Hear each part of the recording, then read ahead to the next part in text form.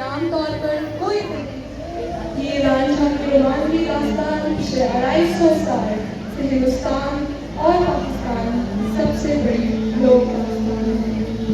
یہ ضلع جنگ میں آباد ایک سیال قبیلے سے تعلق رکھتی ایک جٹ لڑکی ہے. وہ انتہائی خوبصورت ہے. کیا بات ہے.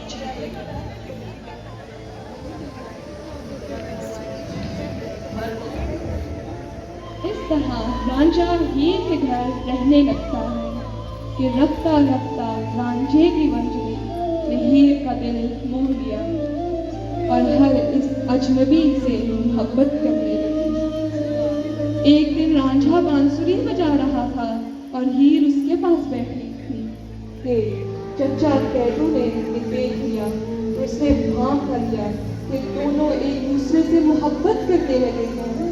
تو ہیر کے ماں باپ کو شکایت لگائی. ہاں پاپا آیا ہے. تو کیسے آیا ہے؟ کوئی بات کرنے آیا ہے؟ کہاں کی مبارک.